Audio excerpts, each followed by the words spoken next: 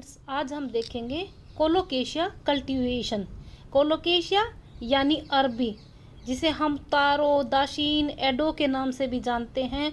तो फ्रेंड्स, यहाँ पर हम इसका बॉटनिकल डिस्क्रिप्शन भी देखेंगे और साथ ही हम यह देखेंगे कि इसको किस तरह से हम घर पे प्रोपिगेट कर सकते हैं, कैसे हम उगा सकते हैं। साथ ही हम यह देखेंगे कि जो कोलोकेशिया है वह एलोकेशिया से कैसे डिफरेंट है, क्या हम कोलोकेशिया को ऑर्नामेंटली ग्रो कर सकते हैं या इसके लिए जो हम प्रोपिगेटिंग मटेरियल लेते हैं वो कैसा होना चाहिए, इन सब को आज हम देखेंगे। तो फ्रेंड्स, शुरू करते हैं।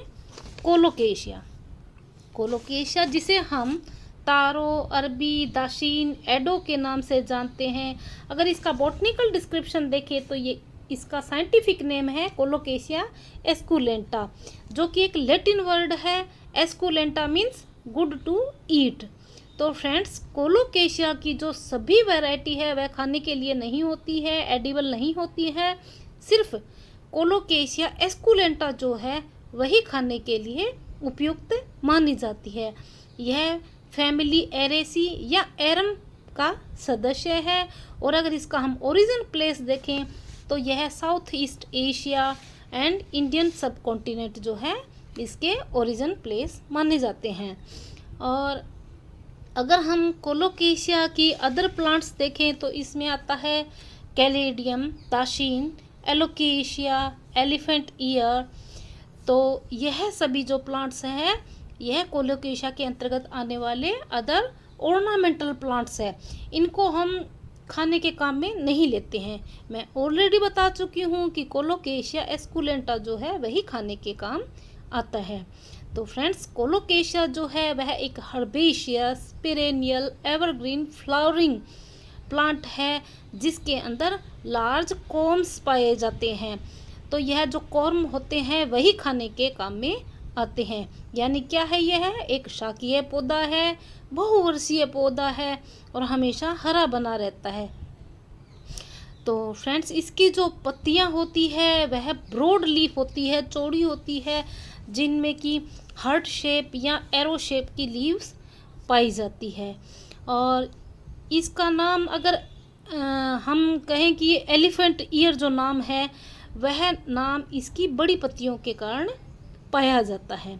तो फ्रेंड्स, ये जो कोलोकेशिया है इसकी पत्तियां बहुत बड़ी बड़ी होती हैं, तो इसलिए इसको एलिफेंट ईयर के नाम से भी जानते हैं। अब क्वेश्चन अराइज होता है कि how can we differentiate Alocasia and Colocasia. तो एलोकेशिया और कोलोकेशिया में क्या डिफरेंस है। तो फ्रेंड्स, जो कोलोकेशिया होती है उसकी जो लीव्स होती है उसकी टिप की पॉइंट जो है हमेशा डाउनवर्ड होती है। इसे आप यहाँ पर देख सकते हो। इसी तरह एलोकेशिया जो है, एलोकेशिया की जो लीव्स है वह पॉइंटिंग अपवर्ड होती है। यानी एलोकेशिया की जो लीव्स है उनकी जो टिप है वो हमेशा अपवर्ड रहती है। तो इसे भी आप यहाँ देख पा रहे हैं। और अगर हम प्लांट की हाइट देखें तो यह 8 इंच से लेकर 9 फीट तक हो सकती है। अब चलते हैं इस पर इसकी फ्लावरिंग पे।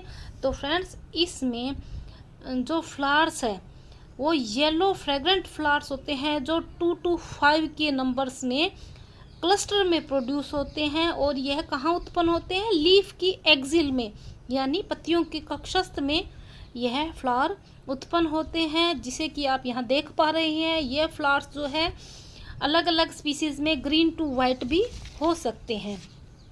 और इसका जो इनफ्लोरेसेंस होता है उसे हम स्पेडिक्स के नाम से जानते हैं। अब आते हैं इसके प्रोपेगेशन पे। तो फ्रेंड्स, इसका जो प्रोपेगेशन है वह कॉर्म के द्वारा किया जाता है। अगर हम कॉर्म की साइज देखें तो 20 से 25 ग्राम वेट का हेल्दी कॉर्म जो है वह प्रोपेगेशन में काम में लिया जाता है। इस कॉर्म को भी आप देख पा रहे हैं। और अगर हम इसका प्लांटिंग टाइम देखें तो इसका प्लांटिंग टाइम है जून, जुलाई और फरवरी, मार्च। तो फ्रेंड्स, अगर हम इसके सीड रेट की बात करें तो पर हेक्टेयर इसमें 800 किलोग्राम सीड की ज़रूरत होती है। और जो सीड होते हैं यह हम जो हेल्दी प्लांट होते हैं उसके जो कॉर्म्स होते हैं उनको डिवाइड करके भी हम उसको काम में ले सकते हैं। अब सीड की सोइंग अगर हम देखें तो सीड की जो डेप्थ है वह 2.5 से लेकर 7.5 सेंटीमीटर तक रखनी चाहिए, यानी 2 से 3 इंच तक ही इसकी गहराई रखी जाती है। ज़्यादा गहराई पर इसको नहीं बोया जाता है। और अगर इसको फील्ड में अगर हम इसकी सोइंग की बात करें तो फील्ड में इसको रिज एंड फ्रो मेथड से ग्रोन किया जाता है, जहाँ पर इसकी जो डिस्टेंस है 45 सेंटीमीटर रखी जाती है। और अगर हम होम घर में बात करें तो घर में इसको पिट मेथड के द्वारा भी ग्रोन किया जाता है।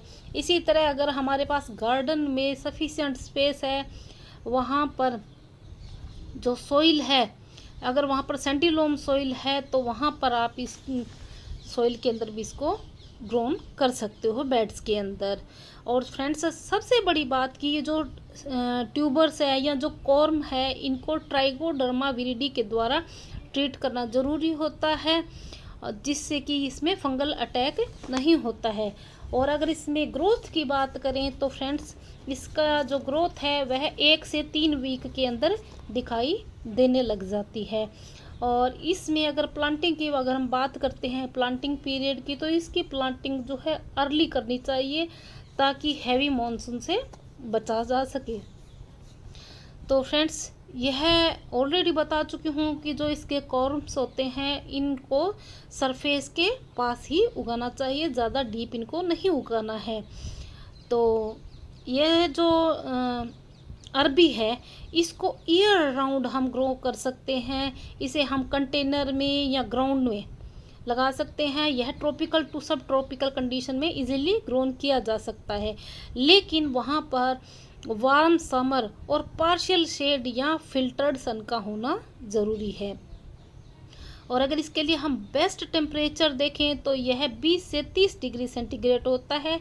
और अगर हम फ़ारेनहाइट में देखें तो यह 68 से 86 डिग्री फ़ारेनहाइट इसके लिए बेस्ट टेम्परेचर माना जाता है। तो friends, below 10 degree centigrade temperature जो है इसके लिए डिटेरिमेंटल माना जाता है, क्योंकि इस टेम्परेचर प्लांट जो है वह डैमेज्ड हो जाता है। अब अगर हम देखें इसकी सॉइल तो फ्रेंड्स, इसको वार्मथ ह्यूमिडिटी वाली मॉइस्ट सॉइल की ज़रूरत होती है। यह सैंडी लोम सॉइल में बहुत अच्छी तरह से ग्रोन किया जा सकता है। यह सॉइल कंपोस्ट रिच होनी चाहिए। यहाँ पर पार्शियल शेड की भी फैसिलिटी होना ज़रूरी है। तो फ्रेंड्स, इसमें जो ड्राइनेस है वह ज़्यादा नहीं रहना चाहिए, क्योंकि अगर ये ड्राइनेस ज़्यादा रहेगा सॉइल में तो इससे जो लीव्स होती है उनके अंदर विल्टिंग की समस्या आ जाती है, यानी जो पत्तियां हैं वह जली हुई दिखाई देती है। इसी तरह अगर हम इरिगेशन की बात करें तो इरिगेशन जो है 1 से 3 वीक के डिफरेंस पर इसमें इरिगेशन किया जा सकता है। और फ्रेंड्स, जब यह क्रॉप 45 से 60 डेज तक की हो जाती है उस समय इसमें अर्थिंग अप की क्रिया की जाती है, यानी जो पौधे का तना है उसके आसपास मिट्टी चढ़ाई जाती है। अगर इसकी क्रॉप की हार्वेस्टिंग की बात करें तो फ्रेंड्स, इसकी जो क्रॉप है वह अलग अलग स्पीसीज जो है 6 से 8 मंथ में, प्लांटिंग के 6 से 8 मंथ बाद हार्वेस्टिंग के लिए तैयार हो जाती है। और जब हमारी क्रॉप रेडी हो जाती है उस समय हमें इरिगेशन को स्टॉप कर देना है। और फ्रेंड्स, अगर हम इसकी वैरायटीज़ की बात करें तो इसकी बहुत सी वैरायटीज़ हैं, जिसमें मुक्ता केशी और जानखरी वैरायटी जो है वह इम्पोर्टेंट वैरायटी है। और अगर इसमें डिजीज़, पेस्ट और इंसेक्ट देखें तो इंसेक्ट जो है इसमें एफिड लगता है, और डिजीज़ है लीफ ब्लाइट, जिसे हम पत्ती झुलसा भी कहते हैं। तो यह फाइटोपथोरा फंगाई से होने वाली एक फंगल डिजीज़ है। अब आते हैं इसके यूजेस पे। तो फ्रेंड्स, इसकी जो अदर स्पीसीज़ है यानी कोलोकेशिया एस्कुलेंटा के अलावा जो स्पीसीज़ है वह ऑर्नामेंटल पर्पस के लिए काम में ली जाती है। इसे as a specimen plant grown किया जा सकता है। और इसी तरह जो वार्मर प्लांटिंग जोन है वहाँ पर ट्रॉपिकल लुक देने के लिए भी इसको उगाया जा सकता है। इन प्लांट्स को समर में आउटसाइड में ग्रोन कर सकते हैं और विंटर सीजन में इनको इंडोर में लेना ज़रूरी होता है। अगर हम as a ornamental plant grown कर रहे हैं तो, और अगर इसके कुलिनरी यूजेस देखें तो इसकी जो रूट्स और लीव्स है वह एडिबल होती है। यह कार्बोहाइड्रेट, प्रोटीन और माइक्रोन्यूट्रिएंट के लिए रिचेस्ट सोर्स है। और यह जो अरबी का कॉर्म है इसे एज ए पोटैटो हम खा सकते हैं और इसकी लीव्स वह भी खाने में काम में ली जाती है। इसी तरह अगर ये अरबी जो कॉर्म है इससे पोई नामक एक हवाईन डिश भी बनाई जाती है। अब आते हैं इसमें आखिरी पॉइंट कि क्या ये जो अरबी है इसमें कोई ऐसा सब्सटेंस है जो हमारे लिए डिट्रीमेंटल हो सकता है या कोई साइड इफ़ेक्ट रखता है। तो फ्रेंड्स, इसमें फाइटोकेमिकल्स पाए जाते हैं। इसकी जो लीव्स है, रूट है, इन सब के अंदर एंथ्रोक्विनोन, एपिजेनिन, सिनामिक एसिड पाया जाता है। और इसके अलावा इसमें एक सब्सटेंस ऑक्जेलिक एसिड पाया जाता है जो कि एक इरिटेंट का काम करता है और यह इंटेंस डिस्कम्फर्ट कर सकता है हमारे लिप्स, माउथ और थ्रोट में। तो friends, before eating we have to process it, यानी हमें अरबी को काम में लेने से पहले उसको प्रोसेस करना पड़ता है, उबालना पड़ता है। तो फ्रेंड्स, यह सब अरबी कल्टीवेशन के बारे में था। Friends, hope you enjoyed this video. Thanks for watching.